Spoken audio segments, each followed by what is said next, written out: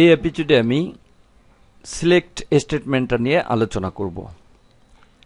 The select statement is used to select data from a database table. Select স্টেটমেন্টের মাধ্যমে কোনো ডাটাবেজের মধ্যে কোনো টেবিল থেকে কোনো ডাটাকে সিলেক্ট করে এনে দেখা যায়। এখানে এর সিনট্যাক্স দেখতে পাচ্ছি। প্রথমে সিলেক্ট লিখতে হবে, তারপরে কলাম নেম, কোন কোন কলাম দেখতে চাই সেই কলামের নামগুলো এখানে লিখতে হবে। যদি সব কলামগুলোই দেখতে চাই তাহলে এখানে স্টার চিহ্ন ব্যবহার করতে হবে। সিলেক্টের পরে যদি স্টার দেওয়া হয় তাহলে টেবিলে যতগুলো ডাটা রয়েছে সবগুলো ডাটাই দেখাবে। এখানে স্টার বলতে অল বোঝানো হয়েছে। ফ্রম টেবিল নেম, টেবিলের নামটা এখানে লিখতে হবে। উদাহরণস্বরূপ প্রথমে সিলেক্ট নেম কলামটা দেখব, ইমেল কলামটা দেখব ফ্রম স্টুডেন্টস, স্টুডেন্ট টেবিলের। এই কমান্ডটা ব্যবহার করলে স্টুডেন্ট টেবিলের মধ্যে যে নেম কলামটা রয়েছে এবং ইমেল কলামটা রয়েছে এর মধ্যে যে ডাটাগুলো রয়েছে এই ডাটাগুলো আমাকে প্রদর্শন করবে। এবার সিলেক্ট স্টেটমেন্টের ব্যবহার প্র্যাকটিক্যালি দেখা যাক। MySQL এ সিলেক্ট ফ্রম স্টেটমেন্টের মাধ্যমে কিভাবে কোনো ডাটাকে খুঁজে বের করা যায় সেটা আমি এখানে প্র্যাকটিক্যালি দেখাবো।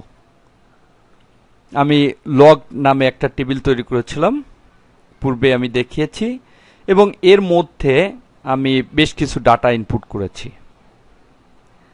এখন আমি এই ডাটাগুলো সিলেক্ট ফ্রম এই স্টেটমেন্টের মাধ্যমে খুঁজে বের করতে চাই। এজন্য এখানে এসকিউএল নামে যে ট্যাবটা রয়েছে এখানে ক্লিক করতে হবে। কোয়ারির বক্সটা চলে আসছে, এখানে স্টেটমেন্ট লিখতে হবে। প্রথমে লিখতে হবে সিলেক্ট স্পেস এই টেবিল থেকে কোন কোন কলাম আমি দেখতে চাই সেগুলো এখানে লিখতে হবে। আমার টেবিলে কলাম রয়েছে তিনটি, নেম, ফাদার নেম এবং রোল। যদি এমন হয় আমি সবগুলো কলামই দেখতে চাই, অর্থাৎ একটা টেবিলে যতগুলো কলাম রয়েছে সব কলামগুলোই দেখতে চাই, তাহলে এখানে স্টার চিহ্ন ব্যবহার করতে হবে। স্টার বলতে বোঝানো হয়েছে সিলেক্ট অল, অর্থাৎ অল কলাম দেখাইতে বলা হয়েছে, সবগুলো কলামকেই দেখাতে বলা হয়েছে। কোথা থেকে কলামগুলো দেখাবে, ফ্রম ব্যবহার করতে হবে, এবং এখানে যে টেবিলের কলামগুলো দেখাইতে বলা হচ্ছে সেই টেবিলের নামটা দিয়ে দিতে হবে। আমি যে টেবিলটা মধ্য থেকে ডাটাগুলো দেখতে চাই সেই টেবিলটার নাম হচ্ছে লগড, এখানে লিখে দিতে হবে লগড। আমি বললাম সিলেক্ট অল, সবগুলো সিলেক্ট করো ফ্রম হইতে লগ টেবিল, লগ টেবিলের সমস্ত ডাটাগুলো সিলেক্ট করে দেখাও। এবার গো বাটনে ক্লিক করতে হবে। দেখতে পাচ্ছি আমার টেবিলে এই ডাটাগুলো রয়েছে, এখানে টোটাল 11টা ডাটা রয়েছে, টোটাল ডাটাগুলো এখানে দেখিয়ে দিয়েছে। এটা হচ্ছে সমস্ত ডাটা দেখার ক্ষেত্রে। কিন্তু যদি এমন হয় শুধু আমি নেমের কলামটা দেখতে চাই তাহলে আমাকে লিখতে হবে, এসকিউএল এ যাই, এখানে লিখে দেব সিলেক্ট নেম ফ্রম লগড, এটুকুন মুছে দেই। এবার গো বাটনে ক্লিক করি, তাহলে দেখতে পাচ্ছি শুধু নামগুলো এখানে চলে আসছে, এবং এখান থেকে কোনো রোকে ডিলিট করা যাবে, এখান থেকে এডিট করা যাবে, এবং দেখতে পাচ্ছি এখানে শুধু নামগুলো চলে আসছে। এবার যদি আমি এমন হয় নাম এবং পিতার নাম দুইটাই দেখতে চাই তাহলে এসকিউএল এ যাই, এখানে লিখতে হবে নেম কমা এফ নেম।